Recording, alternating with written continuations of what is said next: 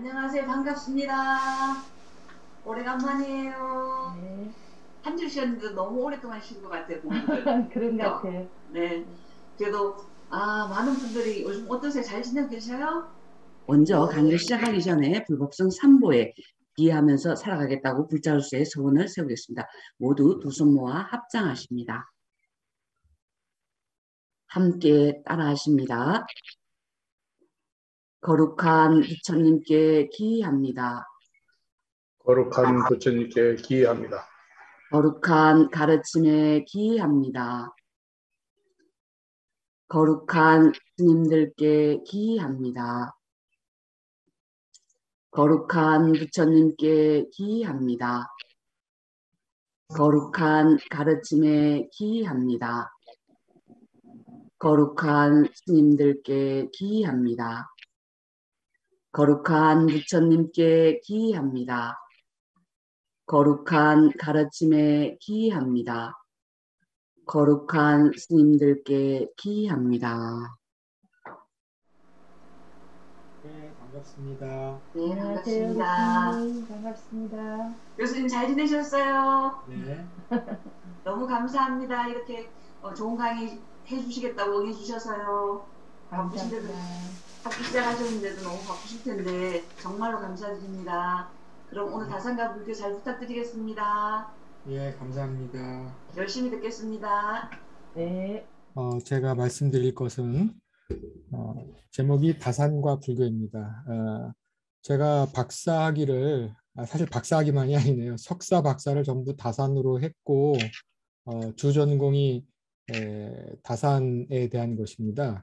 그래서 손탁 스님께서 연락을 주셔서 오늘은 다산과 불교, 그리고 다음 주에는 다산과 천주교에 관련된 말씀을 드리려고 합니다. 제목 밑에 제가 문화적 교류와 사상적 비판이라는 말씀을 붙여놓았는데요. 이게 사실은 다산과 불교의 관계를 그냥 응축해서 이렇게 표현을 해봤습니다. 문화적으로는 불교 또는 그 불교 사찰에 계시는 스님들하고 아주 대단히 활발하게 우호적인 관계를 형성하면서 교류를 했고요. 사상적으로는 불교에 대해서 일정한 비판을 했습니다.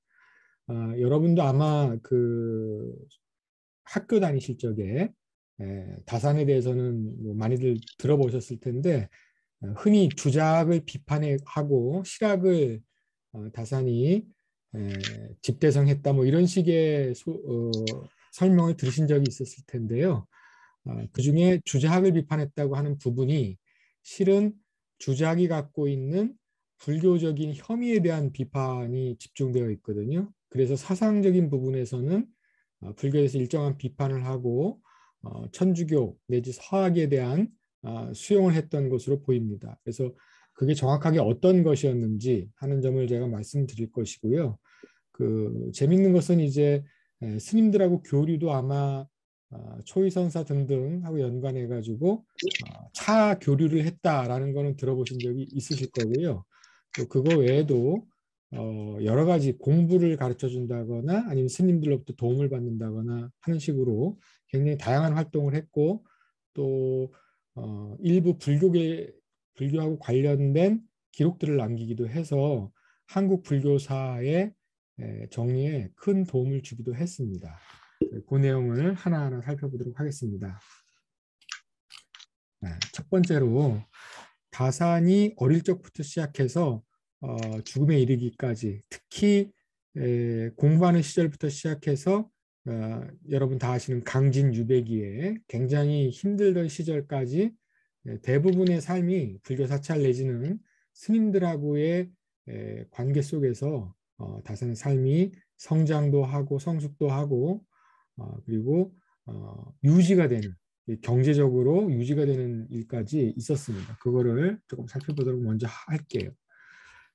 저번에 이미 제가 어느 정도 말씀을 드리긴 했었는데 불교 사찰은 스님들의 수행의 공간일 뿐만 아니라 일반 사람들, 특히 사대부, 양반 사대부, 특히 유생들의 공부하는 공간, 그리고 유학자들의 강학, 역시 유학자들이 연구하고 서로 토론하는 모임이 강학이라고 그러는데 하거나 유식을 하는, 유식이라고 지금 한자 써놨는데요. 이렇게 휴식 활동을 하거나 여가 활동을 한다고 생각하시면 됩니다. 그것이 역시 사찰에서 이루어졌습니다. 그리고 친족들이나 친지들, 또 지인들과의 교류나 방문도 역시 사찰에서 이루어졌습니다. 사찰을 빼면은 비록 유교 문화가 중심이 되는 조선시대일지라도 양반 사대부가의 삶이 제대로 이해될 수 없을 지경입니다. 자, 그리고 이따가 잠깐 보여드릴 텐데 역시 다산 역시 다른 양반과 사람들과 더불어서 철렵을 한다든지 아니면 식사를 한다든지 시문을 서로 주고받는다든지 아니면 가문이나 이 학문적인 모임들 등등을 사찰에서 했습니다. 사찰이 없었다면 이 많은 그 교류와 모임과 또 거기서 주고받았던 수많은 시들 그리고 또 심지어는 토론들을 통해서 다산이 학문적으로 발전하는 그런 것들이 대부분 상당 한 반 이상은 아마 이 사찰에서 이루어진 것 같아요. 그걸 오늘 이렇게 살펴볼게요. 특히 천진 소유집이라고 하는 게 제목에 보시면 천진이라는 말이 붙어 있죠. 이 천진이라는 말 보시면 알겠지만 천진왕에서 소유했던 그런 부분하고 그 다음에 어릴 적에 공부를 했던 독림사라든가 봉은사라든가 이건 이제 어릴 때 공부하던 공간들이고요. 독림사나 봉은사 같은 절은 어렸을 적에 공부하던 공간이고요. 여러분 다 아시는 주어사 천진암 강학회라는 거는 서학 관련되는 그렇게 해서 굉장히 중요한 공간으로 인식이 되고 있고요. 또 다산이 천주교인으로 몰려서 굉장히 그 위험한 지경에 처할 때 그 상황을 타개하기 위해서 다산이 속해 있는 성호학파, 그러니까 서울 경기지방 쪽에 모여 있는 성호의 제자들 그룹들이 있거든요. 그 중에서 이제 소위 말하는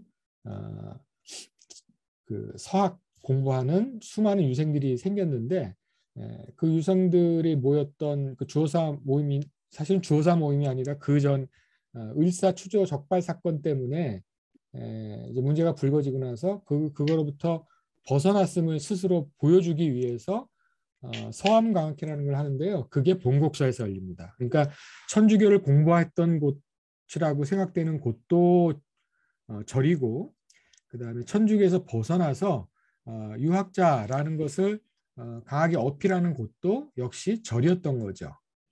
그래서 모든 게 절에서 이루어집니다. 그리고 유배 가서도 수많은 문화활동, 학문활동을 할 때 상당 부분이 역시 절에서 이루어지게 됩니다. 지금 소리가 잘 안 들린다고 그러는데 소리를 제가 좀 키워보겠습니다. 소리 잘 들리시나요? 네, 잘 들립니다. 네, 소리 켰습니다. 자, 그래서 절 또는 사찰 그리고 스님을 빼놓고는 다산의 삶을 이해하는 게 굉장히 힘들 정도로 그 곳곳에서 사찰이 중요한 역할을 했고 거기 있는 스님들이 수많은 노고가 다산의 학문적인 성장에 큰 도움을 줬다라는 말씀을 드리고요. 그 다음에 유배지에 가서는 만덕사라든가 대둔사에 이따 전등 얘기를 할 텐데요. 수많은 스님들이 에게 유교적인 학문 공부를 무슨 말씀이 있으신가요? 소리가 들리는데요. 혹시 의견 있으시면 채팅창에 올려주시고요. 자, 만덕사나 대둔사 등에서 학문적인 가르침을 내려줍니다. 스님들에게. 그리고 스님들과 더불어서 차를 교류를 하면서 다산이 차에 대한 인식 수준도 굉장히 높아졌습니다. 지금도 그 강진 유배지에 가면은 다산이 실제로 차를 이렇게 우려내서 마셨던 그 장소가 남아 있죠. 그래서 그런 건 여러분들이 강진 유배지에 가보시면 실제로 볼 수가 있는데요. 정확하게 복원되어 있는 건 아닌 것 같은데 어쨌든 가보시면 그 흥취는 느끼실 수가 있습니다. 그래서 정말로 어릴 때부터 그 다음에 삶의 가장 빛나던 시기 그리고 삶이 굉장히 그늘이 져서 힘들었던 시기 그 곳곳에 전부 사찰과 스님들이 있었던 것을 알 수 있습니다. 자, 그 다음입니다. 막 넘어가네요. 예. 사찰 공부에 관련돼서 첫 번째로는 가장 어렸을 때 얘기부터 해보겠습니다. 뭐 누구나 그렇듯이 과거 시험 공부를 하기 위해서 결혼한 지 얼마 안 된 시점에 14살인가 아마 그랬던 것 같은데요. 그때 결혼 직후에 아버지가 현감으로 부임했던 화순 쪽으로 가게 되지요. 그래서 그 화순에 있는 독림사에서 40일간 상서 맹자라고 하는 그 경전을 공부를 집중적으로 하게 되는데요. 이때 연담 유일 스님을 만나게 됩니다. 아버지하고의 그 연계가 되어 있었거든요. 그리고 조금 이따가 이제 보여드리겠지만 연담 유일 스님에 대한 굉장히 칭송하는 시를 남기게 됩니다. 다산이 시를 굉장히 많이 쓰는데 스님들에 대한 시 또는 증언이라는 건 이제 견해를 갖다가 한문으로 이렇게 써서 주는 시하고는 다른 그 산문인데 그런 것들이 제법 많이 남아 있거든요.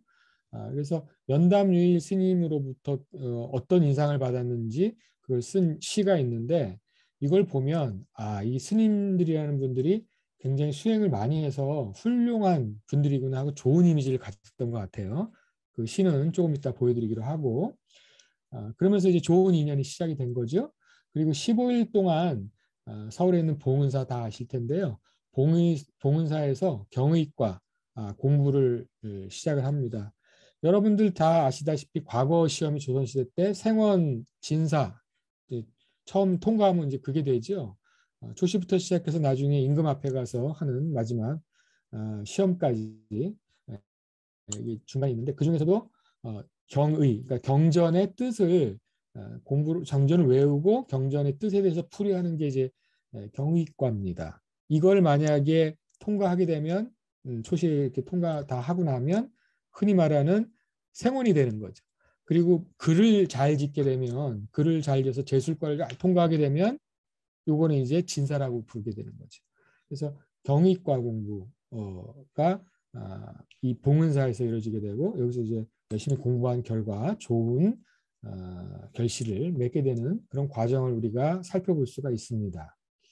근데 이 독림사에서 이제 스님들이 정말 훌륭한 존재구나라는 걸 느끼고 봉은사에서도 이제 공부하면서 스님들이 해주는 밥 먹어가면서 열심히 공부하면서 스님들의 생활을 지켜봤잖아요.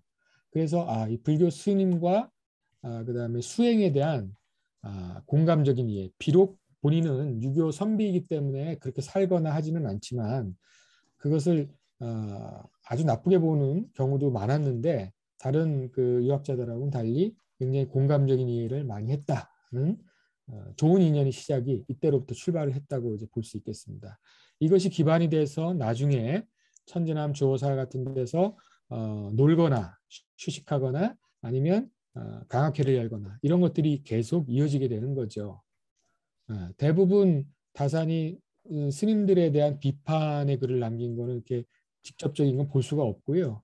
불교 사상에 대해서 아니면 수행하는 방법에 대해서는 유교적인 관점에서 비판을 했다 하더라도 사찰에 계시는 스님들이나 아니면 불교 자체에 대한 그 비판적인 불교 문화에 대한 비판적인 얘기는 많이 남기질 않았습니다. 그런 차이가 있는데 이게 아까 제가 말씀드린 문화적인 교리의 첫 부분부터 이미 그런 인식이 자라나기 시작하죠. 그리고 그 좋은 인연이 나중에 불교에 관련된 저술들을 남기는 그런 계기가 됩니다. 그 첫 번째 아주 어렸을 때 아버지를 따라서 화순 독림사에 갔을 때 독서기를 남기는데요. 공부했던 기록을 남긴 거죠. 이걸 보게 되면 첫 번째 이제 부분 어디 맥락 문단 쪽에서 처음 얘기할 대로 절문을 들어오자 맑은 생각이 일어났네 이러고 이제 시작을 하거든요. 그러니까 지금도 우리가 사찰에 일주문 통과할 때부터 새 속에서 찌든 번뇌, 망상을 내려놓는 그런 마음으로 일주문을 통과해서 나중에 불이문을 지나서 대웅전에 이르게 되잖아요. 그래서 이때 맑은 생각이 일어났네. 이게 바로 이제 수행하는 마음이 그런 분위기가 그런 아우라가 사찰에서 느껴졌던 겁니다. 그래서 이런 좋은 느낌을 가지고 시작을 합니다. 그리고 여기 지금 보시면 일과가 어떻게 진행이 되고 있는지가 나오는데요. 자고 일어나서 시냇물로 달려가 가지고 양치질하고 얼굴 씻고 그다음에 식사 시간 알리는 종이 울리면 여러 비구니 스님들하고 들어앉아서 밥을 먹고 날이 저물면 별이 보이겠죠. 이때는 언덕에 올라 시를 한 자락 읊조리고 또 밤이 이제 이슥해지면 스님들이 개송을 읽거나 불경을 외는 소리를 듣다가 다시 공부에 임하는 이런 생활들이 지속이 됩니다. 이미 제가 저번 강의를 할 적에 주호사 강학회에서 어떤 식으로 의례화된 공부하는 방식들이 이루어졌는지를 말씀을 드렸는데요. 이게 본인들은 주호사 강학회에서 성리학적인 잔명을 외고 또 그것을 실천을 하고 했지만 이 사찰에서 공부할 때는 옆에서 스님들이 개송을 읽고 불경을 외는 소리 수행을 열심히 하는 모습을 보면서 본인도 공부에 이르는 똑같이 행동을 하지는 않지만 좋은 영향을 봤던 걸로 보입니다. 실제로 여러분들 지금 인터넷 유튜브 같은 데 가면은 불멍이나 물멍 해가지고 명상하고 엇비슷한 그런 콘텐츠들이 많이 있는데요. 좋은 영향을 줬던 걸 알 수 있죠. 그리고 40일 동안 이제 공부하고 나서 말했던 형과 나눴던 얘기가 이제 나오는데요. 이게 중요해서 빨간색으로 칠해놨습니다. 스님이 스님 노릇을 하는 이유는 내가 지금 알았습니다. 그러니까 40일 동안 이제 감동을 한 내용이에요. 부모, 형제, 처자의 즐거움이 없고 왜냐하면 출가를 한다는 건 그런 거니까요. 모든 세속의 인연을 떠나는 거기 때문에 그런 즐거움도 없고 그렇다고 일반 사람들이 먹고 마시는 술이나 고기 이런 것도 무리해야 되고 그다음에 음탕한 소리, 그다음에 아름다운 녀석의 즐거움이 없는데 저들은 어찌해서 고통스럽게도 중노릇을 합니까? 진실로 그와 바꿀 수 없는 즐거움이 있기 때문입니다. 우리 형제가 학문을 한 지 이미 여러 해가 되었는데 일찍이 독림사에서 맛본 것 같은 즐거움이 또 있었습니까? 했더니 이제 형인 정약전이 여기에 대해서 호응하는 그런 내용이 나오거든요. 예전에 재미있는 유머라고 해서 들었던 얘기가 있는데요.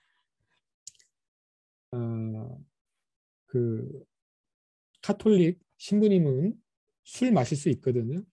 술을 열심히 마시는 즐거움은 있지만 결혼을 하지 않기 때문에 부부 관계의 즐거움을 누리지 못하고 스님들은 그다음에 목사님들은 결혼하는 즐거움은 있는데 술을 마시지 못하는데 스님들은 이 두 가지를 다 못한다.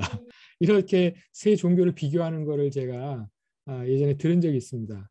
이제 그걸 느꼈던 거예요. 네.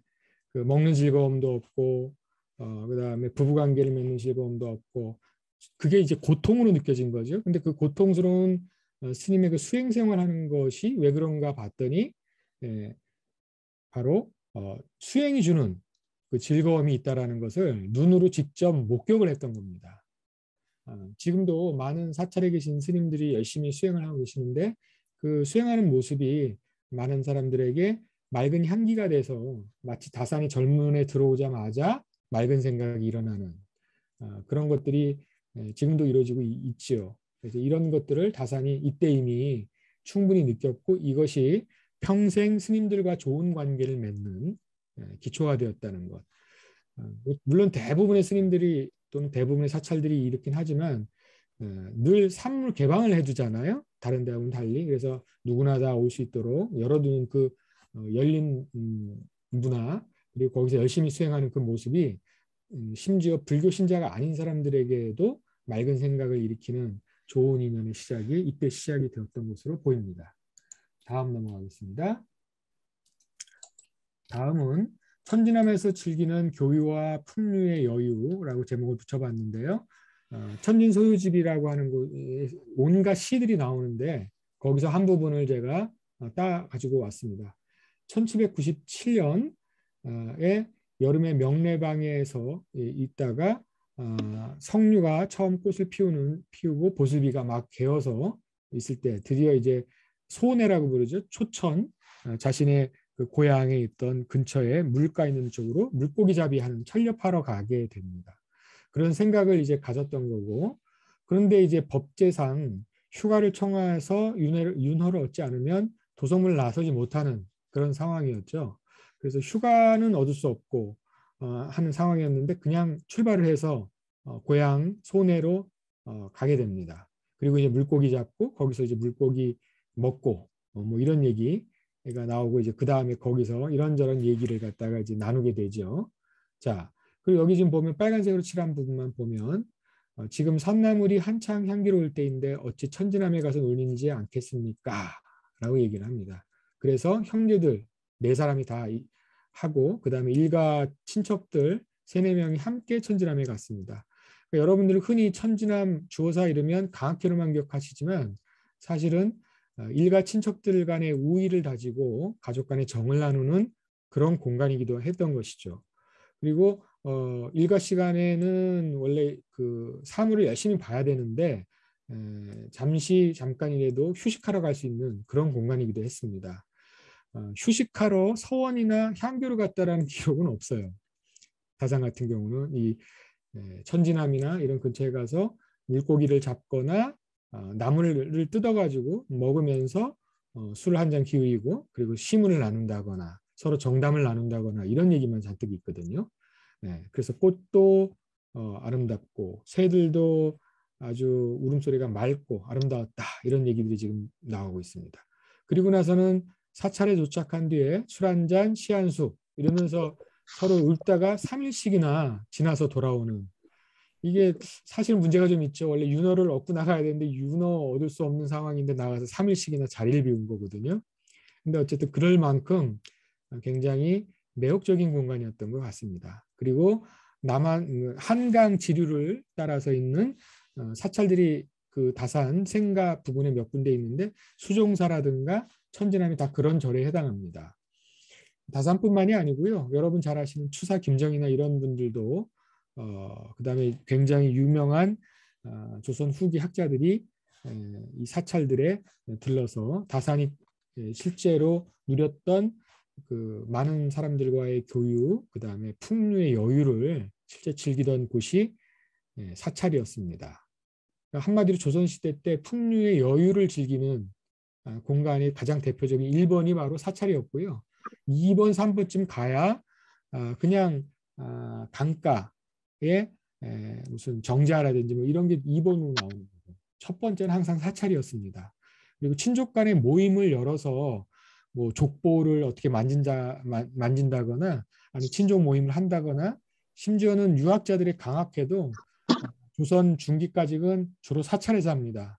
그러다 조선 후기로 넘어오면서 여러분이 잘 아시는 서원이나 향교 같은 데서 하는 식으로 공부하는 게 좀 이동을 하죠. 하지만 이 공부하던 그 습관들이 언제까지 남냐 하면 바로 최근까지 그 고시가 사법고시가 있었을 때까지만 해도 고시생들이 전부 사찰에 짐 싸들고 들어가잖아요. 이게 조선시대 때 전통이 그대로 내려온 겁니다. 그 시작은 사실 고려시대 때부터 있는데 그게 조선시대까지 계속 이어지고 비록 서원이나 향교 같은 데서 주로 공부하는 형태로 바뀌기는 하지만 조선이 망할 때까지도 사찰에서 공부하는 그 습관은 굉장히 오랫동안 지속이 되었던 것을 확인할 수 있습니다.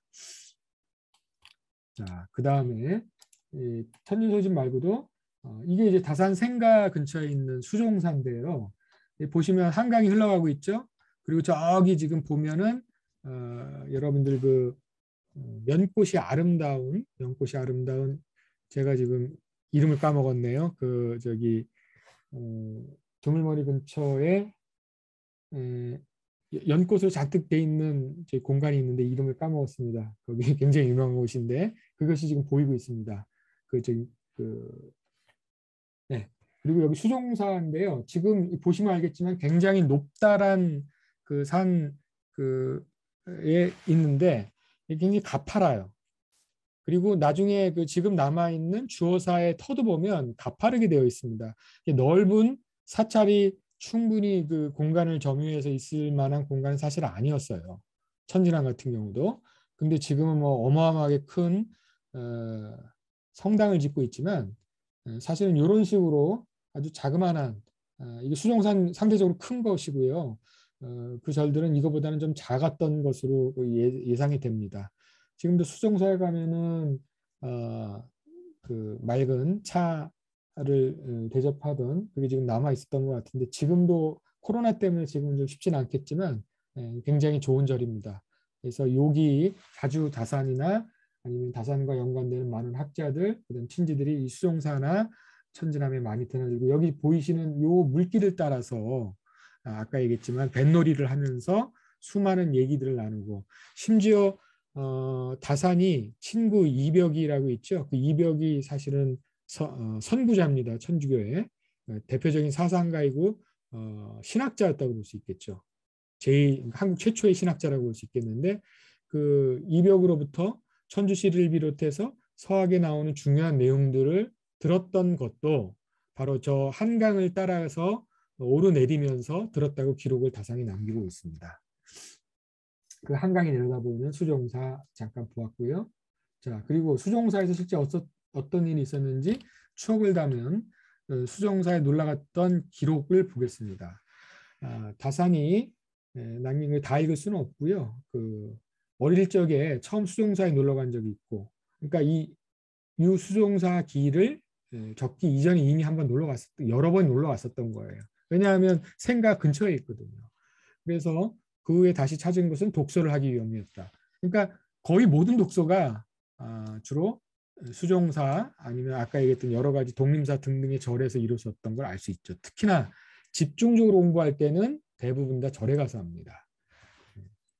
그래서 이런 식의 얘기를 남기니까 나중에 이제 경희과로 진사가 돼서 아까 제가 지금 거꾸로 말했네요. 참 생원하고 진사를 거꾸로 얘기했나 봅니다. 여기 지금 그 경희로 진사가 돼서 초천으로 그러니까 소내로 돌아가려 할 때 아버지가 친구들하고 함께 가라 이렇게 얘기를 하니까 당시에 이제 다들 과거 급제했던 사람들이 목만중, 오댁 등등 같이 함께 배를 타고 아까 얘기했던 그 뱃길 따라서 광주인이 뭐 여러 가지 악기들을 동원해서 흥치를 도우는 그런 과정에서 수종사를 놀러 가서 한 10명 남짓 놀러 갔던 기억이 남아 있고요. 소나 노새를 어르신들은 타고 갔고 젊은 사람들은 이제 걸어서 올라가죠. 아까 그 수종사 이게 좀 가파른 곳에 있다 그랬잖아요. 그래서 열심히 올라가는 모습이 나옵니다. 그리고 이제 이미 도착할 때쯤 오후 3시, 4시 정도가 됐고요. 나중에 이제 석양빛을 받아가지고 저물어 가는 쪽에 이걸 이제 보게 됩니다. 그리고 나서는 술 마시고 시를 읊죠. 네. 이렇게 됐고 그다음에 수종사가 원래 신라 때 지은 고찰인데 절에는 샘이 있어서 틈틈으로 돌틈으로 흘러나와서 땅에 떨어질 때 종소리가 내기 때문에 수종사라고 전한다 등등 이런 식의 얘기는 수종사에 대한 설명은 지금 남아 있는데요. 이런 식의 기록을 남기는 게 첫 번째 기록이고요. 그 뒤로 보면 사찰에 관련된 여러 가지 기록들을 남겨서 뭐 대둔사지 등등의 기록을 남기는 인연으로 점점 커나가게 됩니다. 요약하자면 사회적인 교류를 한다거나 문화적으로 휴식할 때는 사찰이 정말 없어서는 안 되는 공간이죠. 지금 전에도 한번 말씀드렸지만 공건 문화공간, 종교적인 수행의 공간이기도 하지만 일반 사람들에게는 공공의 문화공간으로서 지금도 그렇지만 조선시대 때도 굉장히 주목받고 즐겨 찾던 곳이 사찰이었다라는 걸 이걸 갖고 알 수 있습니다. 자, 그다음 넘어가겠습니다. 두 번째로 다산과 승려들의 교유에 대해서 이제 말씀을 드릴 텐데요. 지금 보시면 아까 잠깐 제가 연담 유일 스님에 대한 말씀을 잠깐 드렸는데요. 이건 아버지하고의 인연이 연담 유일 스님이 있었던 거를 이제 다산에게 연결된 거죠. 근데 사실은 다산을 둘러싼 주요한 사람들, 주요 인물들이 대부분 다 불교에 대해서 사상적으로는 비판을 하거나 일부 좀 좋지 않은 모습에 대해서는 경계를 하기도 했지만 대체로 불교에 대해서 호의적이거나 우호적인 자세를 드러내는 분들이었습니다. 일단 정조 임금 자체가 그랬고요. 그 다음에 정조 측근에 있는 남인 학자들이 대부분 불교에 대해서 강력한 비판을 하는 사람들이라기보다는 원만한 관계를 구축한 경우가 많았습니다. 정조 같은 경우는 이제 아버지 사도세자하고 연관해서 현룡원, 그 다음에 연관되는 사찰로 용주사가 있죠. 이거 뭐 잘 알려진 얘기고요. 왕실하고 연관되거나 아니면 국왕하고 연관된 절들이 이제 남아 있는데 정조 같은 경우는 용주사가 그거에 해당합니다. 그리고 잘 알다시피 다산이 속했던 성화학파 계열의 근기 남인 계통에서 재상이 나왔는데 이게 최재공이죠. 저쪽 반대편 노론에서는 눈에 가시 같은 존재인데요. 이 최재공도 역시 운파 상원 스님과 굉장히 사이가 원만한 관계를 유지하고 있었습니다. 특히나 근데 다만 다산처럼 이건 뭐 늘 유학자들이 하는 말인데 세속이 운영이 되려면 유교적인 윤리에서 질서가 유지가 돼야 되는데 그 윤리에 대해서 이거 탈속적인 부분들이 분명히 있기 때문에 그런 부분을 일부 비판을 하고 그 다음에 개인의 이익을 추구한다 뭐 이런 식의 이기주의적인 그 부분이 있고 그 요걸 위해서 사찰에 가서 열심히 그 소원을 비는 기도를 하잖아요. 요거를 개인의 이익을 추구하는 부분이 있고 그것 때문에 여러 가지 그 사찰을 찾는 신도들의 종교적인 염원에 부응하는 사찰의 그 여러 가지 행위들을 개인이 이익 추구하는데 부안애동하는 것이다라고 비판을 합니다. 이건 뭐 아주 전형적인 비판 방식인데요. 이런 부분이 분명히 있죠. 물론 그 개인적인 소원 비는 건 그거는 굉장히 소박하고 종교가 갖는 가장 기본적인 기능 중에 하나예요. 근데 이걸 유교가 그 부분을 해결해 주지 못합니다. 유교는 늘 윤리, 도덕 이런 얘기를 중심으로 하다 보니까 개인이 뭔가 이렇게 소원을 빌고 심지어는 인생, 뭐 죽음의 문턱에 있다거나 병이 걸렸다거나 아니면 굉장히 중요한 일이 있을 때 그 마음을 의지할 만한 그게 뭐 부처님이 됐던 뭐 신이 됐던 이런 게 필요한데 사람들에게는 그런 부분에 대해서 가차 없다라는 부분이 이제 유교의 약점이기도 한데요. 그 부분에 대해서 아주 전형적인 비판을 합니다. 하지만 그거는 그거 정도에 불과하고 나머지 부분에서는 굉장히 활발하게 교류를 하는 것을 볼 수가 있습니다. 역시 다산도 아버지 연담 유일하고 연관된 것을 자기도 이어가는 그런 걸 볼 수 있고요. 나중에 그 아까 그 수종사하고 관련된 기록도 잠깐 아주 짤막하게 남겼지만 실제 유배 기간에는 많은 스님들과 좋은 교류 관계를 맺으면서 만덕사지, 대둔사지 같은 기록들을 남기고요. 그 다음에 대동성고교라고 하는 조선 시대까지 이어지는 한국의 불교 문화의 역사적인 흐름들을 정리를 하는 그런 성과를 거둡니다. 이것은 나중에 한국 불교 연구에 크게 이바지하는 것으로 볼 수 있죠. 근데 요거 뭐 내용을 다 소개할 수는 없는 거고요. 핵심적인 내용은 뭐 역사적인 연원을 정리한다거나 이런 부분이 나와 있고요. 여기 안에서 일부 다산의 불교에 대한 생각을 읽을 수가 있는데 불교를 그 상찬만 한 것은 아니고 삼국 시대에 그 삼국이 멸망할 때 불교의 혼란상이 크게 일조했다라는 식으로 비판하는 부분들을 적어놨습니다.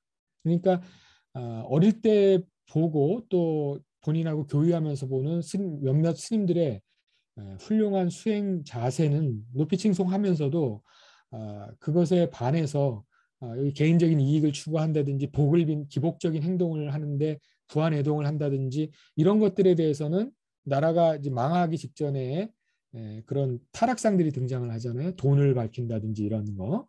이런 것들에 대한 것을 뭐 가차없이 비판을 했던 그 전형적인 모습들도 볼 수가 있죠. 또 한 가지 이제 의식을 해야 될 것은 여기 제가 자세하게 쓰진 않았습니다만은 조선 후기가 되면은 원래 조선 전기부터 일단 사찰이 갖고 있는 경제적인 기반을 나라에서 거둬들이게 되고 그것을 갖다가 향교라든가 아니면 서원 같은 걸 짓는 것도 활용을 하는 것도 저번에 말씀드렸는데요. 그러면서 불교의 세력이 굉장히 줄어듭니다.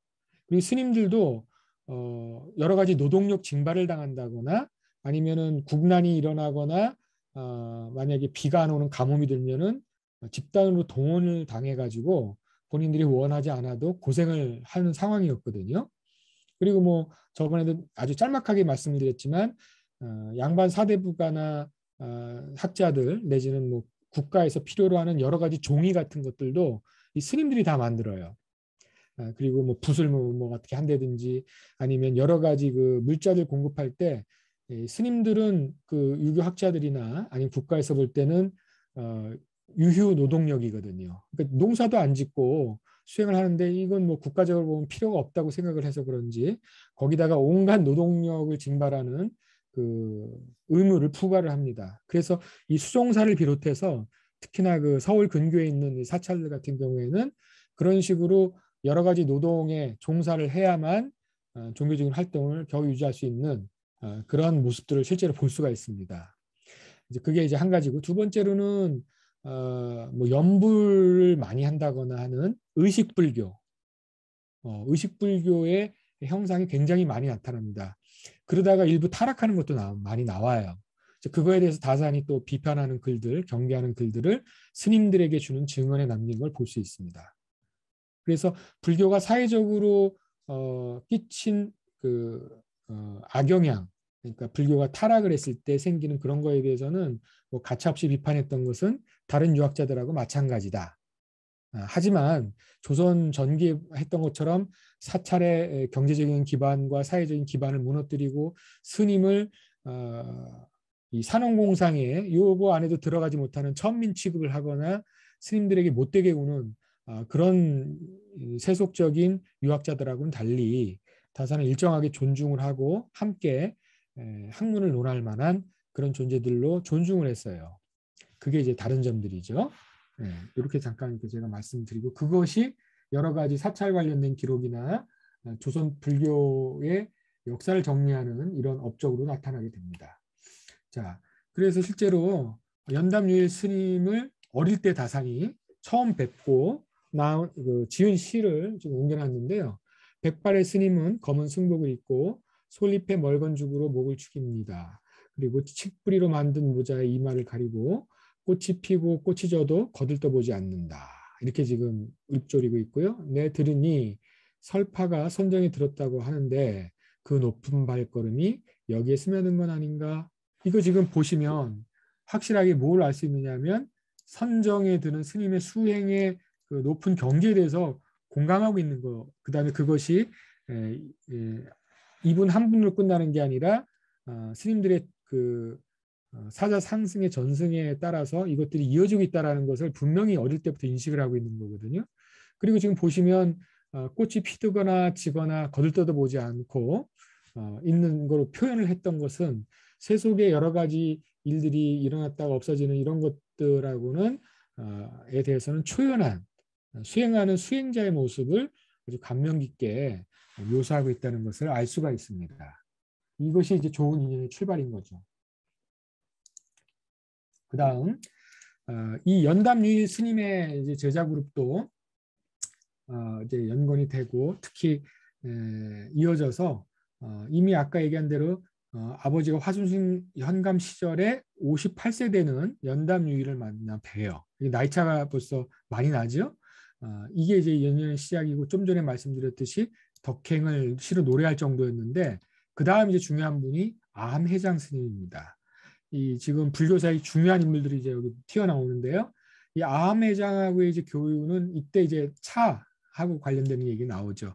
지금도 이제 대둔사, 대흥사 쪽에 가게 되면은 차에 관련된 차 박물관도 있고요.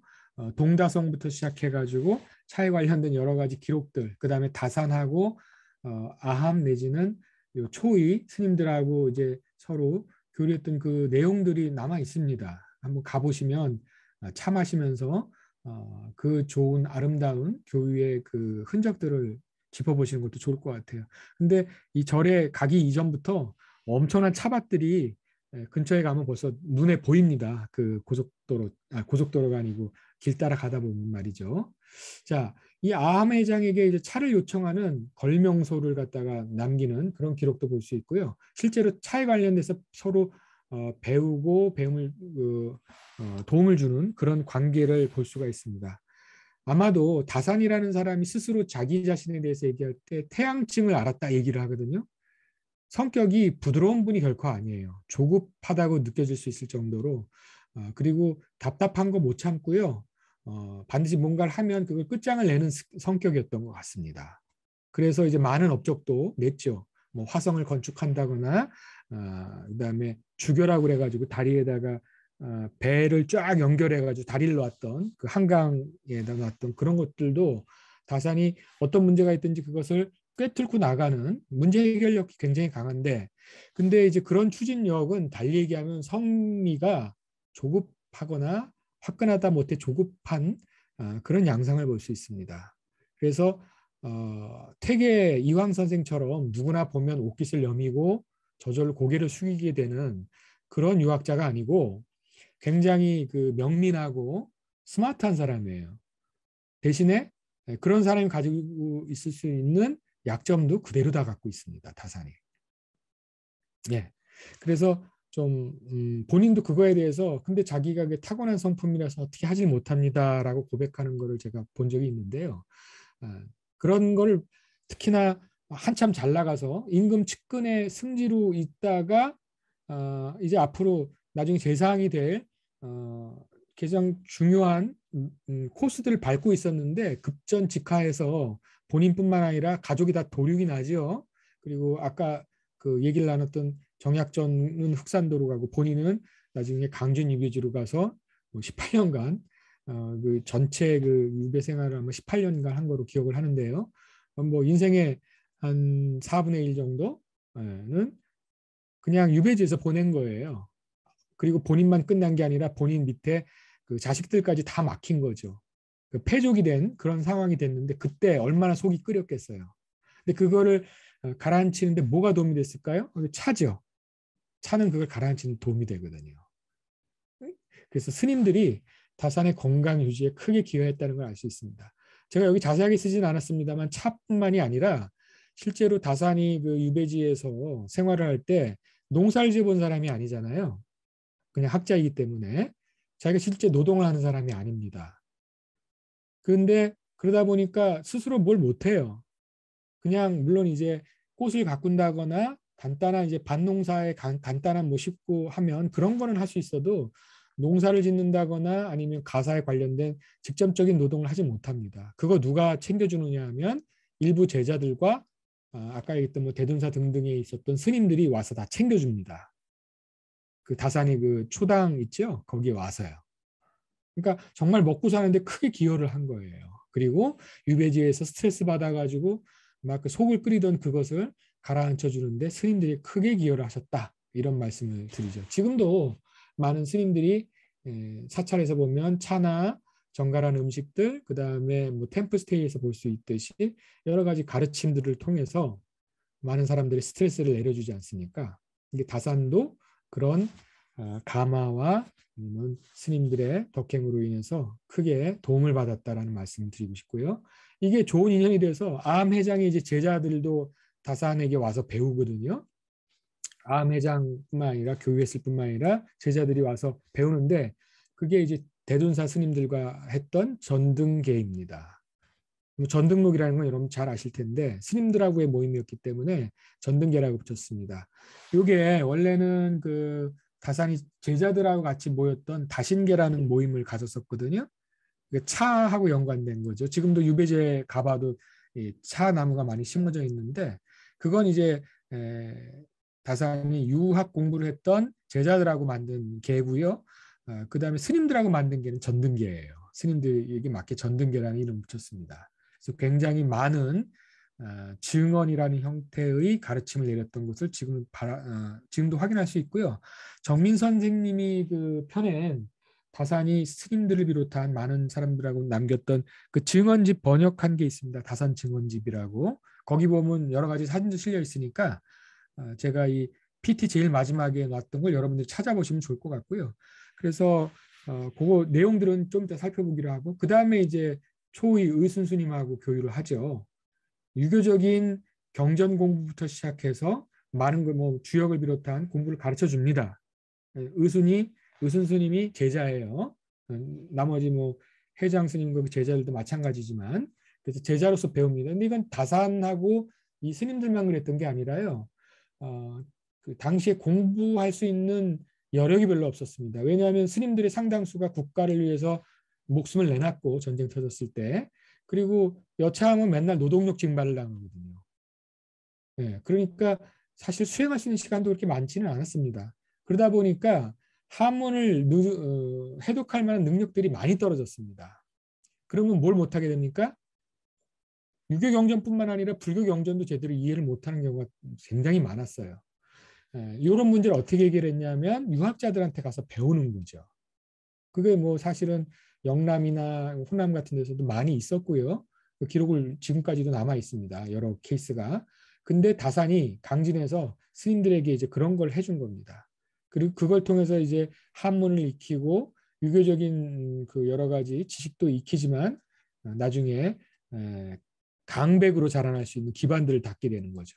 그리고 이런 것들이 잘 쌓여져 나가서 처음에는 유학자들한테 가서 배우지만 나중에 이제 훌륭한 강백들, 대강백들이 나오면 자체적으로 그 한문 공부하고 불교 경전 공부하는 것들이 이제 이루어지게 되는 거죠. 하지만 고려 이전까지 있었던 그 찬란했던 그 교학의 전통은 이미 많이 시들어져 있는 것을 이걸 통해서 알 수 있고 오히려 스님들로 인해서 그 막 속에 들끓는 화 가라앉히고 그다음에 먹고 사는 문제를 어느 정도 해결을 하는 이런 덕을 받았지만 그거에 대해서 다산은 공부를 가르쳐 주면서 보답을 하는 서로 윈윈하는 시너지 효과가 여기서 지금 나타나고 있는 거죠. 이걸 우리가 확인해 볼 수 있습니다. 그러면 전등계에 참여하셨던 스님들은 이런 분들이 계십니다. 네, 증언식으로 문답식 교육을 하면서 공부를 서로 주고받고 차를 나누기도 하고 때로는 유교경전이나 불경에 대해서 논하기도 하고 그리고 시문학을 그러니까 시문을 서로 지어서 교유하는 것을 많이 볼 수가 있어요. 자, 먼저 만덕사 스님들이 이제 찾아와서 다산하고 이제 교유를 하는데요. 여기 지금 있는 것처럼 수령 색성 스님 등등이 있고 해장 스님 이후 대돈사에서 여기 은봉 스님, 여기 지금 그 다음에 호이 시오 스님, 제가 여기 쓰다가 여기 좀 문장이 조금 오탈자가 났네요. 그 다음에 초이 의순 스님까지 계속 이제 확대가 됩니다. 그게 전등기 기록으로 남게 되고요. 그러면서 나중에 다산이 서울로 되돌아갔을 때, 해배가 돼서 서울로 되돌아갔을 때도 이 인연이 이어집니다. 그리고 이 인연은 여기서 끝나는 게 아니라요. 다산 다음 때, 그 다산의 자식이라든가 아니면 다산의 자식하고 서로 교유했었던 뭐 추사 김정희 등등 이 교분이 이어집니다. 그래서 추사 김정희하고 초의 스님의 교분이 이어지는 것을 우리가 볼 수 있죠. 그 추사남이 글씨가 강진에 가면 지금도 남아 있습니다. 그래서 이런 전등계를 형성할 정도였다라는 거 말씀드리고, 자 그럼 실제로 그 주고받았던 시나 증언을 조금 살펴볼게요. 색성이 차를 보내서 사의를 표했다라는 시를 남긴 걸 보면 여기 보면 암해장공의 많은 제자들 가운데 색성 스님은 제자거든요. 그러니까 여기서 불교의 법맥이 어떤 식으로 이어지는지 이것도 좀 알 수 있죠. 색성이 가장 훌륭하다 지금 이걸 뛰어나다는 걸 보여주고 있고 화엄경규리를 이미 터득했다. 그리고 두보이시까지도 배운다. 그러니까 시문 수창을 서로 할 수 있을 정도의 수준까지 올라간 거예요. 이 시를 자유자재로 구사할 수 있을 정도까지 되어야 나중에 선문답 같은 거 주고받으면서 그 지금도 스님들 고승들 뵈면 한문으로 이렇게 여러 가지 깨달음의 개송들을 남기시잖아요. 한문을 지을 수 있어야 그게 가능한데 그거를 이제 다산을 통해서 많이 배웠던 걸 알 수 있습니다. 그리고 좋은 차도 꽤나 잘 만들어서 대접을 잘 해줬던 거죠. 그래서 위로받았다라는 그런 감동 있는 시를 남기기도 했습니다. 정말 스님들 덕분에 살았어요. 유배 기간 동안에. 그리고 이제 초이 의순 스님하고의 이게 교육 가장 중요한데 여기 그 사진이고요. 사진 뒤에 초이 스님하고 나눴던 얘기라는데 여기 처음은 승려 제자들에게 준 선문답의 형식적인 그 현문답 형식의 교육을 했다는 굉장히 특이합니다. 이게 다른 유학자들에게는 보기 힘든 거예요. 그러니까 다산이 불교에 대한 사상적인 비판을 하기는 하지만 선문답의 형식을 갖추어서 스님 제자들을 가르쳤을 정도로 불교적인 그 교육 방식의 일부를 수용을 했다는 걸 알 수 있죠. 이건 거의 제가 다른 데서는 본 적이 없습니다. 근데 여기서만 봤는데 그 부분을 번역해 놓은 정민 선생님의 책에서 지금 인용을 했거든요. 이게 실제로 이게 이런 식의 내용은 다산의 여유당뇨에 들어가 있지 않아요. 별도로 이렇게 왜냐하면 그거는 본인에게 그렇지 않아도 천주교 연루돼 가지고 문제가 됐는데 불교로까지 그 의심을 받게 되면 영영 회복할 길이 없기 때문에 본인의 문지병에 담겨 있지 않습니다. 근데 그 원본들하고 번역본이 정민 선생님의 그 책에 나오니까 관심 있는 분들이 이거 보시면 되는데요. 이건 중요하니까 한번 읽어볼게요. 그 만순 스님, 그 다음에 초의 의순 스님, 법훈 스님 세 분에 대해서 주고받은 내용이 나옵니다. 이게 초의에게 준 개첩에 이제 나와요.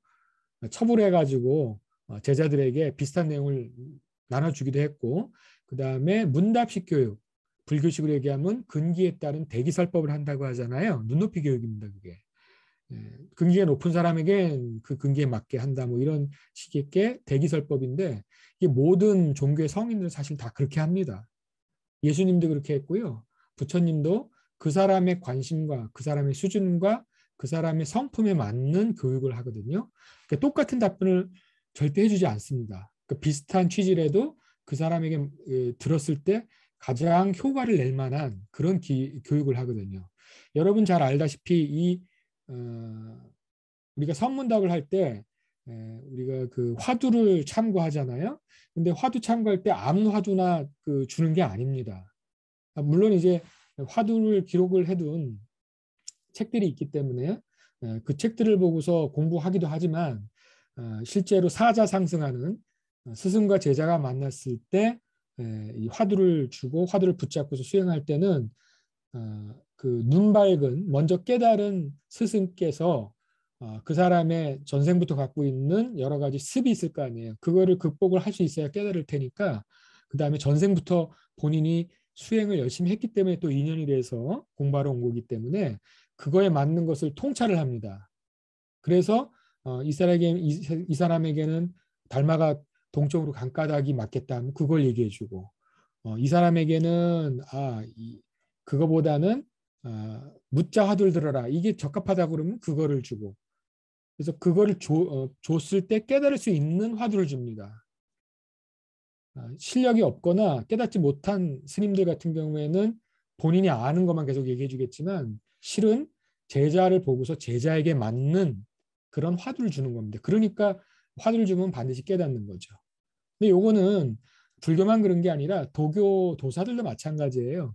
여러분들 그 적절한 사람이 아니면 비기인 부전 그 기자에다 사람 인자 써가지고 그 사람이 아니면이 아니라 적합한 사람이 아니면 제자로 받지 않고 도를 전수하지 않는다라는 게 있거든요.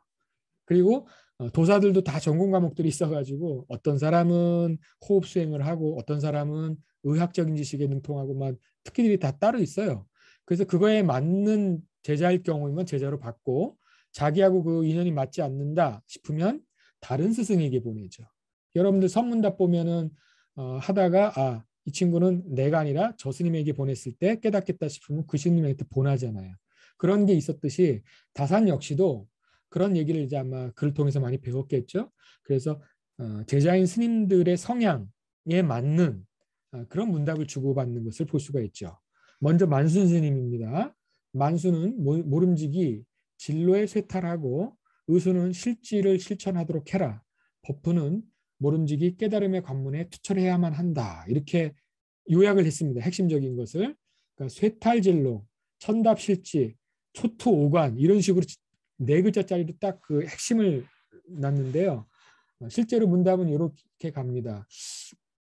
일종의 화두 같은 걸 준 거죠. 먼저 만순에게 준 쇠탈진로라는 건 새 속에 끄달리는 번뇌의 마음 시원하게 벗어던져라. 달리 생각하면 만순 스님은 새 속의 번뇌가 마음속에서 많이 들끓었다고 볼 수 있겠죠. 그러니까 가르침을 줄 때 네 글자로 쇠탈진로라는 가르침을 줍니다. 그랬더니 이제 만순이 묻는 거죠. 어찌해야 세상 일에서 쇠탈합니까? 이랬더니 답변을 가을 구름 사이에 비치는 한 조각 달빛 이렇게 대답을 합니다. 이 뜻이 무엇일까요? 이제 이거를 궁구하겠죠? 궁리할 겁니다. 이게 이제 해결할 때까지는 이게 일종의 화두가 돼서 가을 구름 사이에 한 조각 달빛이 뭘까? 그리고 이제 열심히 궁리를 하고 나중에는 궁리하다가 끝에 몰리게 되면 생각이 멈추게 되겠죠. 그럼 생각이 멈춘 곳에서 진리가 스스로 드러나면서 이제 깨달음에 이르는 그런 게 될 텐데 그런 효과를 낼 수 있는 다산 스스로 생각한 가장 좋은 답변을 줍니다. 초의 의순에게는 천답실지라고 되어 있는데 아마 굉장히 관념적인 사유, 그러니까 머리가 굉장히 명민하셨던 것 같아요. 의순 스님께서.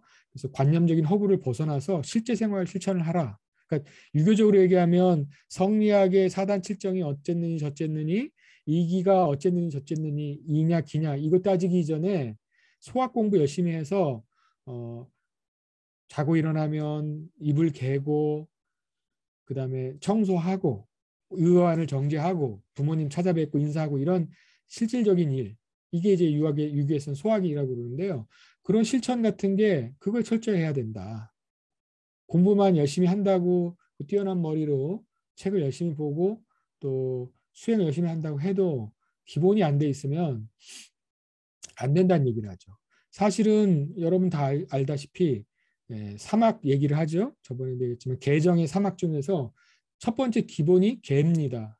그 어느 종교나 마찬가지예요. 불교만 그런 게 아니라 계율, 그러니까 종교적으로 지켜야 될 기본적인 규율 같은 것들이 있죠. 그거는 그 사람들이 온전하게 수행을 하거나 종교 생활을 하기 위해서 기반을 닦아줍니다.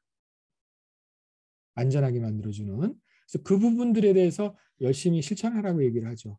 다산이 여기 말고 다른 곳에서 불교를 비판하는 내용 중에 일부를 보게 되면 그 스님들이 처음에 들어갔을 때 계를 받고서 스님으로서 살면서 지켜야 될 것들을 배웁니다. 근데 문제는 난 놓고 기억자도 모르는 분들이 많아서 공부가 안 되어 있기 때문에 실제로 어떤 식으로 스님으로서 살아야 되는지를 적어놓은 그런 책조차도 제대로 못 읽고 그럼 그러다 보니까 자연스럽게 스님이 지켜야 될 계율도 제대로 안 지키는 그러니까 이제 멸시를 받는 그런 상황에 대한 비판을 좀 써놓은 게 있거든요. 이제 그런 부분들 심지어는 그 막행막싱하는 사람들도 있었지 않습니까? 그래서 그런 부분들에 대해서 그런 가능성을 본 거예요. 의순에게서 그래서 그런 부분을 잘 해야 된다고 얘기를 해주는데 그럼 그거 어떻게 해야 됩니까? 여기 오탈자가 났네요. 실천을 어떻게 합니까? 하고 물었더니 꽃이 흩날리는 임금의 성에 흩날리는 꽃이 가득하도다 이런 식의 답변을 해요. 저게 무슨 뜻인지 이제 알아야겠죠. 저거. 그 다음에 법분 스님에게는 초투오간 일생에 얽매이지 말고 깨달음의 관문을 확 열어제쳐라 시원하게 이렇게 얘기를 했더니만 어떻게 그럼 깨달음의 관문을 화끈하게 열겠습니까? 하고 물으니까 새 그림자 새가 날아가다가 그 그림자가 찬 방죽을 건너가누나 이렇게 답변을 해버립니다. 자, 이게 뜻에 대해서는 제가 설명을 안 하겠습니다. 원래 화두라는 거는 뜻을 해석하는 건 아니죠. 물론 이제 정민 선생님은 여기에 대해서 해설을 놓고 있는데요. 그러면 다산이 깨달은 사람에 대해서 이런 걸 보여준 거냐? 그건 아닙니다. 깨달았으면 나올 수 있는 얘기가 아니거든요. 이건 금방 알 수 있는데 이건 그냥 비유 같은 거예요. 근데 형태만 선문답 형식을 갖추어서 비유를 해서 보여준 거죠. 가을 구름 사이로 한 조각 달빛이 비친다. 구름이라는 건 뭐죠? 인간의 욕망이잖아요. 번뇌망상 아닙니까? 그게 구름만 없다면 달빛이 가리는 게 없으니까 온 세상이 가득하겠죠. 그러니까 저건 그냥 쉽게 이해할 수 있는 거예요. 근데 화두라는 건 그런 거 아니죠. 답이 없는 거죠. 그래서 생각을 멈추도록 만드는데 다산의 거는 보면 생각을 열심히 하도록 만드는 거지 생각에서 벗어나게끔 해주지 않아요. 이게 중요합니다. 그래서 결코 진정한 선문답은 아니고요. 선문답의 형식을 빌었다. 빌어와서 교육을 했다. 유학자들이 할 수 있는 비유예요. 뒤에 것도 마찬가지죠. 어떻게 해야 실제 생활 실천이 가능합니까? 이랬더니 도성에 날리는 저 꽃이 가득한 걸 봐라. 지금 이렇게 얘기하고 있잖아요. 이건 뭔지 한번 여러분 생각해 보시도록 하고요. 제가 답변 드리지 않겠습니다. 마찬가지로 새 그림자가 찬 방죽을 건너간다. 그림자 놀이 그만하라는 얘기거든요. 근데 이건 뭐 어려운 건 전혀 아닌데 여러분들 뜻을 조금만 생각해 보시기 바랍니다. 결코 선문답은 아닌데 형태는 선문답의 형태에 유학자가 갖고 있는 굉장히 원숙한 그런 내용을 가지고 실질적인 도움을 주는 비유를 했던 것이죠. 여기서 유교하고 불교가 어떤 방식으로 서로 연결이 돼서 새로운 양상을 낳았는지 하는 모습을 볼 수가 있습니다. 자, 그 다음에 초익에 준 개척, 또 다른 걸 한번 보겠습니다. 어떤 거냐면요. 내가 불교 서적을 보니까 계획불성이 없다. 이거 화두죠. 그 다음에 조사가 서쪽에서 온 뜻, 달마가 동쪽으로 온 뜻, 이거 뜰 앞에 잣나무, 서강의 물을 다 마셔버렸다. 이런 식의 화두들이 나오는데 이건 사람들로 하여금 의심을 일으키게 않을 수 없게 만든다. 제대로 본 거죠. 의심을 일으키라고 하는 거니까요. 의단을 형성해야만 다른 잡생각이 없어지거든요. 화두를 들거나 아니면 불경을 열심히 하거나 방법은 여러 가지가 있는데요. 화두를 열심히 들고서 참고를 하거나 아니면 만트라 내지는 특정한 불경을 열심히 뜻 생각하지 않고 외면 어떤 상태가 되냐면 삼매 상태로 들어갑니다. 뭐 다 아시는 거죠. 사마디 상태로 들어가는 왜 들어가느냐 하면 이게 당연하죠. 특정한 잡생각이 없어집니다. 정신이 통일돼 가지고 심층 의식 상태로 이제 들어가게 돼요. 그 삼매 상태로 이제 들어가게 되면 잡생각이 없고 오로지 화두 참고할 때는 화두 하나만 남고 그 다음에 열심히 불경을 외고 있으면 내가 뭐 하는지 의식도 없이 완벽하게 불경을 외는 그것만 남습니다.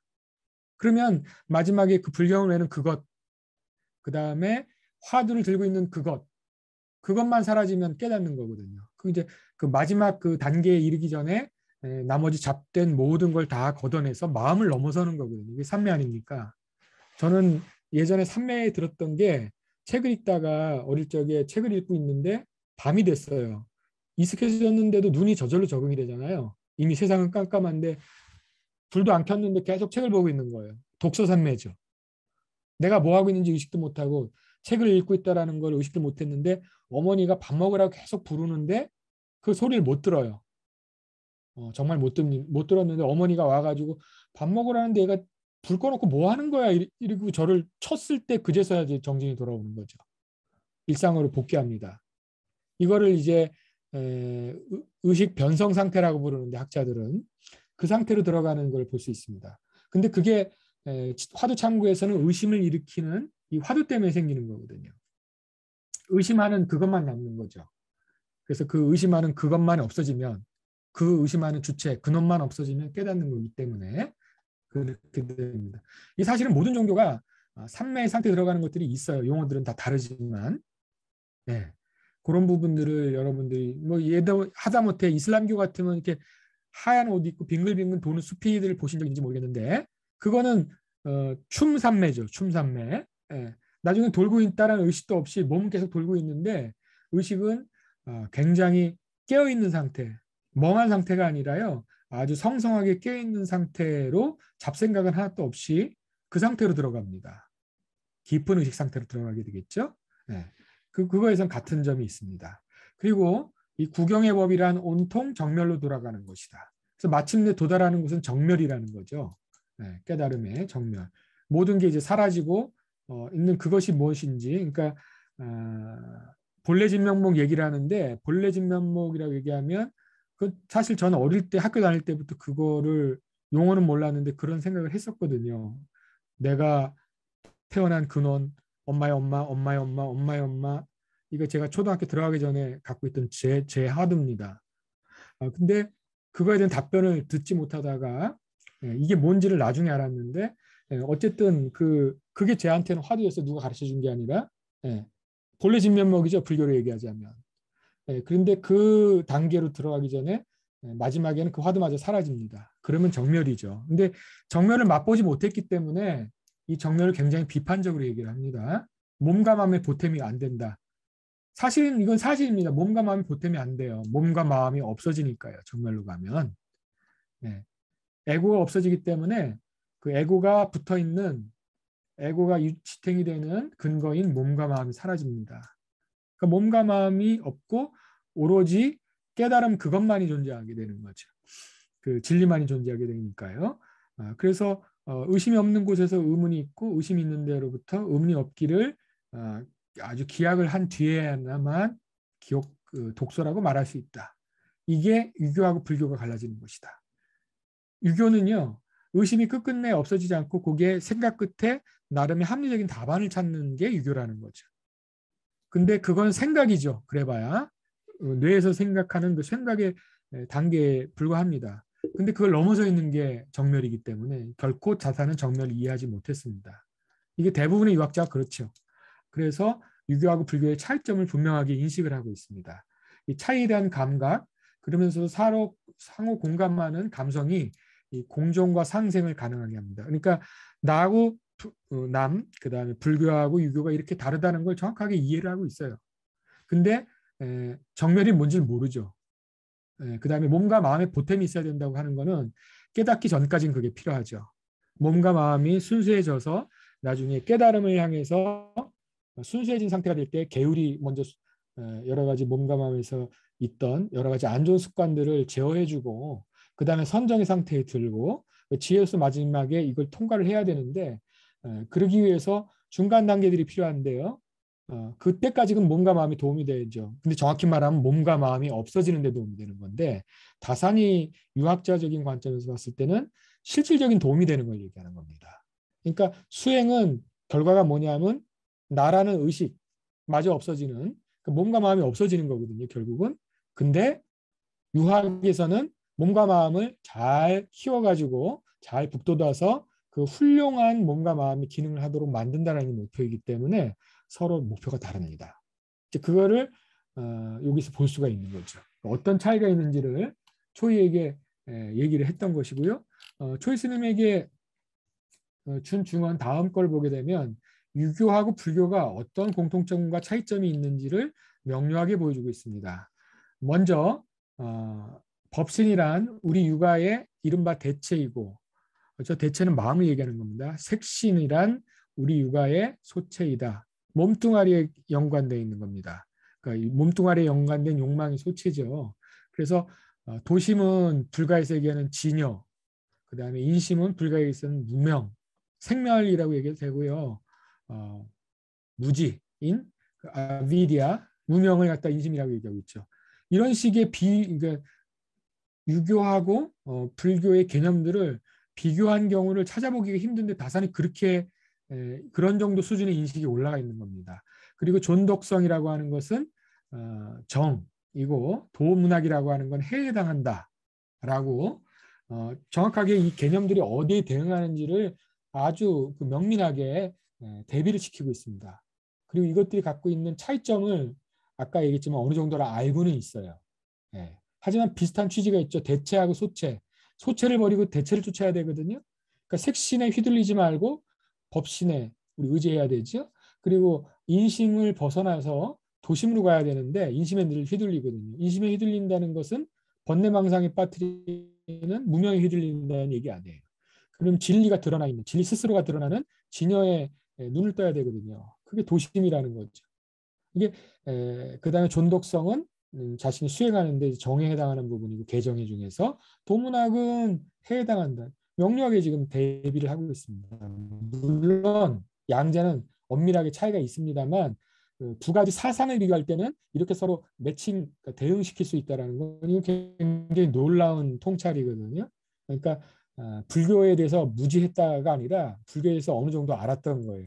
불교 수행을 온전히 하지는 못했지만 그래서 서로 이게 대응하지만 이게 서로 다르다라는 걸 또 여기서 얘기를 하고 있고요. 마지막 부분에 근래 불교에서 무풍이 크게 일어나니까 이거 참 고약하다.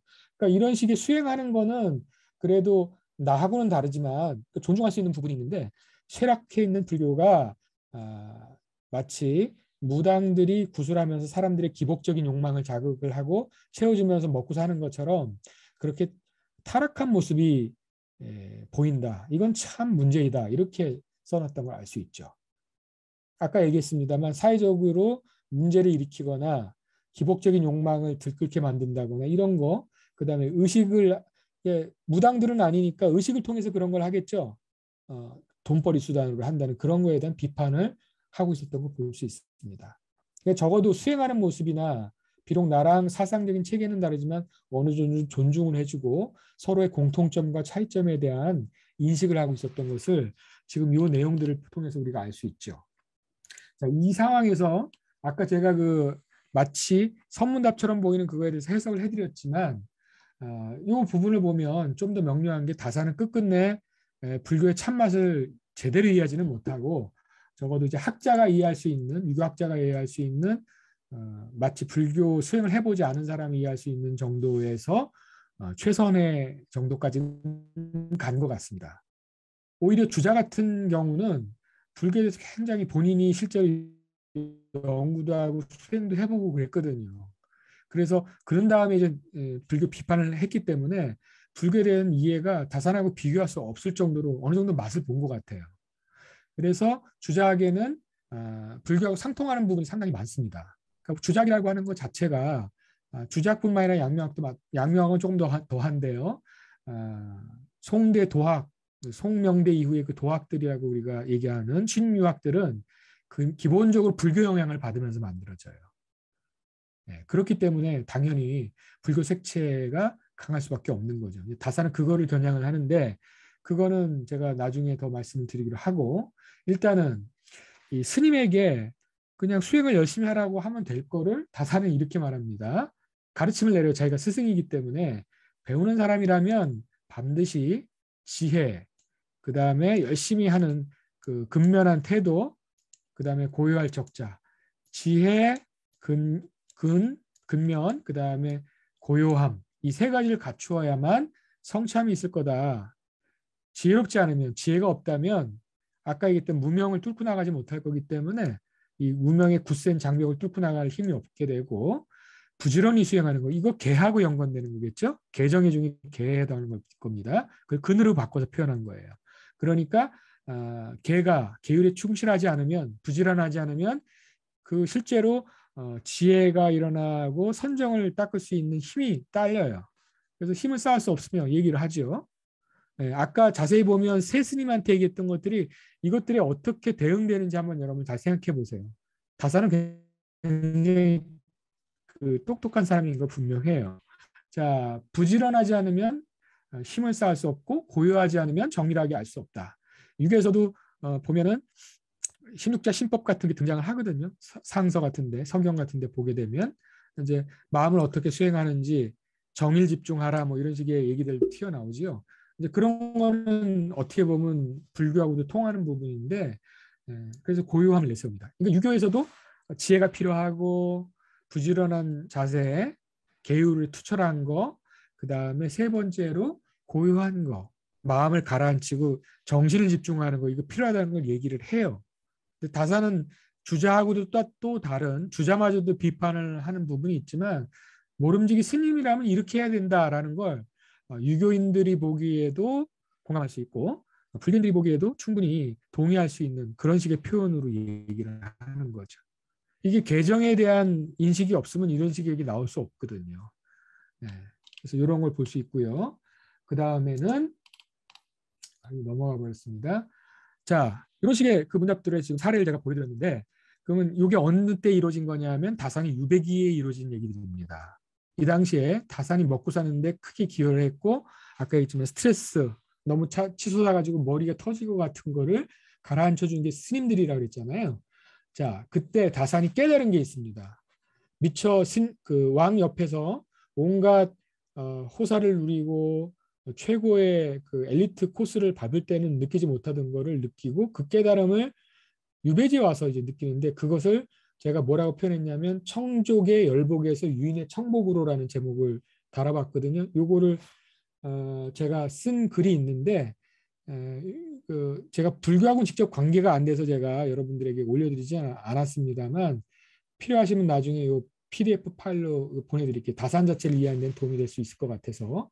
뭐라고 되어 있냐면 세상에서 복이 두 가지가 있다고 얘기합니다. 하고 앞에 부분은 사회적으로 성공하는 거, 입신 출세하는 걸 얘기를 해요.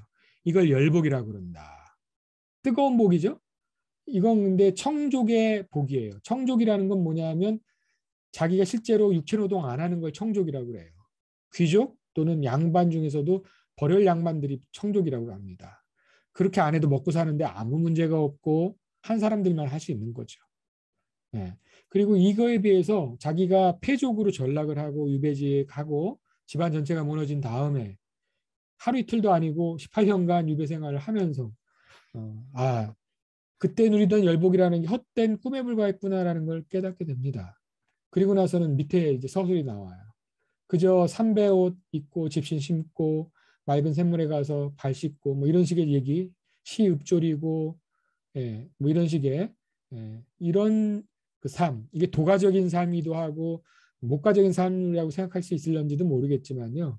이게 사실은 먹고 살기 힘들어서 스스로 땀 흘려서 살 수 있는 농부들이 있을 수 있는 얘기는 아니거든요. 그 다산이 여전히 누군가의 노동에 기생하는 존재라는 거 알 수 있죠. 제가 조금 표현을 거칠게 했습니다만은 제자들이나 스님들이 노동을 했기 때문에 이게 가능해요. 이 밑부분이. 그 다산은 유배지에서조차도 분명히 본인이 이제 폐족으로 몰려서 고생을 한 건 분명하지만 이때도 남의 도움으로 먹고 살았습니다. 그래서 이렇게 마치 신선가처럼 물론 가난하긴 하지만 이렇게 유유자적하게 살 수 있었던, 근데 그게 자기 궁궐에서 관직 생활할 때는 미처 꿈꾸지 못했던 거를 하고 나니까 이것이야말로 정말 행복한 게 아닐까라는 식으로 유인이라는 말은 갇혀있는 사람이라는 뜻입니다. 유배당한 사람의 입장에서 오히려 청중일 때 누리지 못했던 깨끗한 복을 누리게 되는데, 여기 빨간 부분이 그겁니다. 제가 빨간색으로 칠한 거 보세요. 때로는 산승이나 선인들은 이제 도교 수행하는 사람들일 거고, 산승은 불교 스님들이죠. 왕래를 하면서 함께 돌아다니고 새거리 오가는 것도 모르고서 조야의 칠한, 그러니까 새 속에서 들려오는 여러 가지 것으로부터 초연한 채 그 유유자적하는 이런 삶, 그 다음에 안분자족하는 이런 삶, 이게 천국이 아니겠느냐. 근데 본인이 원해서 한 게 아니라 강제로 당한 거죠. 근데 그거마저도 엄밀하게 말하면 제자들과 스님들의 노동에 의해서 가능했던 얘기입니다. 그들의 노고 위에서. 그거 여러분들이 좀 유념해 주시고요. 자, 그 다음 넘어가면 야세첩과 유인첩이라는 또 첩도 남기는데, 여기 보면요. 채소나 약용과 식물 심고 과일 나무 경작하고 이런 얘기가 나와요. 자급제족하는 경제 구축을 하겠다는 거예요. 그리고 실제 그게 성공합니다. 그 유배지에서 본인이 다 한 게 아니죠. 아까 얘기했지만 제자들하고 스님이 상당 부분을 합니다. 물론 이제 채소나 이 국화는 자기가 직접 재배했던 거로 보이는데, 이 약용작물이나 과일 나무 왜 경작하냐면 자기가 먹고 남는 거 팔아서 이문을 남기는 거, 수익을 남기는 거를 생각이 있었던 거고, 이게 실제 어느 정도 성공을 해서 다산이 땅을 어느 정도 사게 됩니다. 유배지에서. 이거 황당하지요. 근데 그게 나중에 재산 분쟁이 일어나요. 서울로 되돌아간 다음에 제자들 사이에서 그거에 대한 서운한 그런 게 나타나거든요. 이제 돌아가시면 그거 이제 제자들한테 주면 될 텐데 안 줬어요, 다산이. 그래서 그거에 대한 뭐 서운한 감정, 이런 게 불만, 이런 것도 일어나기도 합니다. 재밌죠. 본인이 땀 흘려서 한 부분은 일부고 대다수는 제자들하고 스님이 한 건데, 이런 부분에서 다산이 훌륭한 사람이고 개혁가고 사상가이긴 하지만 자기가 생각하는 이상하고 현실에서 안 맞는 부분이 있어요. 이런 부분도 여러분 균형 있게 알아두시는 게 필요합니다. 그래서 뭐 국화꽃 재배하면서 시읍조리는 이거 뭐 노동으로부터 어느 정도 이렇게 벗어날 수 있어야 가능한 얘기들이거든요. 시도 하고 술도 마시고 담소도 하고 방 안에서 그림 구경을 하고 국화 향유 풍류를 이렇게 즐기고 하는 이 심리적인 안정감, 경제적인 자급자족, 심리적인 안정감, 이거를 얘기를 한다고요. 근데 이거는 아까 얘기했지만 다른 사람들의 노고 위에서 가능한 거거든요. 자, 그리고 나서는 스님들이라든지 지인들하고 시나 술 나누면서 문화적인 교류하는 즐거움. 학자 보고 노동하라 그러면 사실 안 되니까요. 그건 이해는 할 만하긴 한데, 어떻게 보면 그걸 위해서 노고를 하고 있는 사람들에 대한 고마움 같은 것도 좀 충분히 알고 만약에 본인이 그거에 충분히 부응했다면 하는 어땠을까 하는 아쉬움이 좀 없잖아 있습니다. 스님들처럼 이제 비슷해졌어요. 삶은 강제적으로 그런 상황에 처해졌는데, 그러나 스님들은 본인들이 열심히 땀을 흘리고 노동을 해서 하루 열심히 땀 흘리고 노동하지 않았으면 밥을 굶죠. 그 청교에 나와 있는 거잖아요. 왜냐하면 남들의 노고에 의지해서 수행을 하는 거기 때문에 스님들은 그거 철저하거든요. 근데 본인은 그거에 철저하지 못한 부분이 있어요. 물론 학자이기 때문에 지식을 전수하면서 스님들에게 뭐 필요한 불교에 관련된 기록을 남기면서 이제 그거로 가름한 거였죠. 그런 부분에서 완전히 그 일방적으로 받기만 한 건 아니지만 노동 부분에서는 자유롭지 않은 부분이 있습니다. 그건 우리가 이해해야 되는 부분도 좀 있는 것이죠.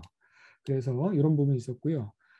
그 다음에 이런 식의 삶을 살면서 남긴 시를 보면요. 이래요. 걱정을 보내다 이런 시가 있는데 부귀라고 하는 것이 한낱 꿈에 불과하다라는 것을 알게 되었습니다. 궁핍이나 재앙도 꿈에 불과하다. 그리고 꿈에서 깨어나면 그뿐인데 온 우주가 그냥 한 장난에 불과하구나, 유희에 불과하구나 라는 시를 남겨요. 이거 거의 깨달음 직전까지 간 것처럼 보이잖아요. 근데 이게 강제적으로 당해있고 보니까 처음엔 분노도 일고 이랬을 텐데 18년 정도 이렇게 다듬어지다 보니까 스님들하고 함께 하면서 시도 하고 그 모습도 보고 그러다 보면 본인의 마음이 이제 가라앉은 거예요. 어느 정도. 그래서 결과적으로 수양이 된 거죠. 그러면서 부귀 자체가 허망한 꿈에 불과했구나라는 것을 알게 되는 이런 시를 남겼습니다. 근데 재밌는 거는 이 꿈이라고 하는 건 사실 굉장히 불교적인 거죠. 부귀도 궁액도 꿈이다. 천당과 지옥이 전부 사람의 마음이 욕망이 만들어낸 꿈에 불과하다. 불교적인 거 아닙니까? 사실은 불교 이전에 힌두교적인 겁니다. 이거 본인은 전혀 모르고 얘기했을 것 같은데 희롱한다는 얘기 썼죠. 요게 이제 힌두교로 가면 릴라라고 부르죠. 릴라. 그냥 한글로 쓸게요. 릴라. 비슈누 신이 꾸는 꿈에 불과하다고 얘기하죠. 인생이라고 하는 온 우주가. 그 꿈에 불과하고 그러면 세상에 온 우주에 있는 모든 건 뭐냐? 신의 유희에 불과하다고 얘기를 해요. 그 릴라라고 부르는데 그 지금 한 장난에 불과하다. 이걸 지금 고백하잖아요. 그렇죠? 네. 물론 깨달아서 이랬다기보다는 종교적인 수행을 하지는 않았으나 그거에 근접하는 양상을 보여줄 수 있습니다. 삶이 번거롭지 않고 단순해지고 명료해지고 그리고 번뇌를 일으키는 여러 가지 것으로부터 벗어나면 이런 형태에 접근하는 걸 볼 수 있습니다. 유인의 천국인 거죠. 자, 그리고 다산이 이 남긴 것 중에 부안설이라고 하는 그 기록이 있는데요. 요게 부귀가 전부 궁액과 함께 그냥 꿈이나 환상에 불과하다라는 걸 적어놓은 글이에요. 근데 여기에 재밌는 게 문집에는 안 나오는데 강진 다산 박물관에 가면 요 글귀가 실제 나와 있습니다. 문집에서는 이걸 일부러 뺐어요. 왜냐하면 다산이 자기가 혐의를 받고 있는 처지이기 때문에 오해를 불러일으킬까 싶어서 뺐는데 그게 이 부분입니다. 부귀의 상실과 궁액의 고통은 한갓 환상이나 꿈의 뿐이다.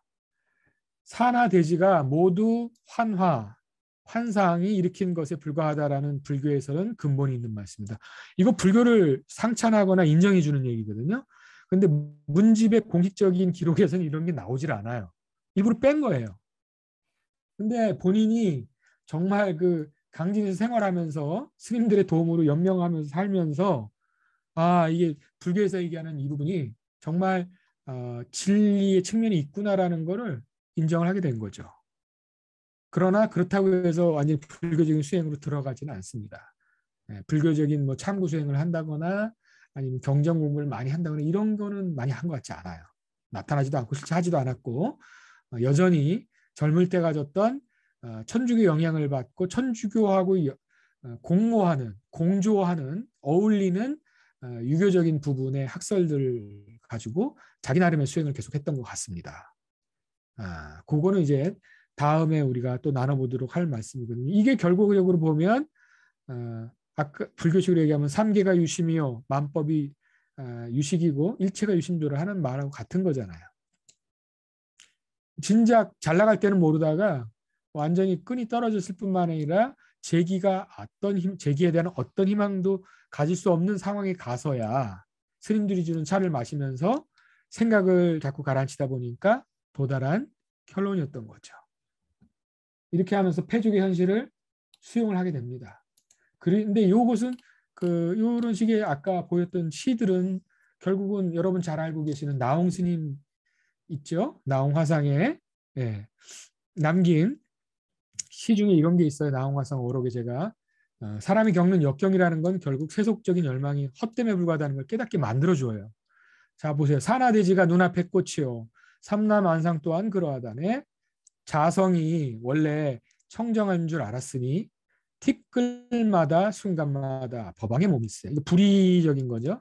저번에 사찰의 산문의 특성에 대해서 제가 말씀드렸습니다. 다른 종교에 없는 특히 동아시아 불교에서 굉장히 강조되는 면이에요.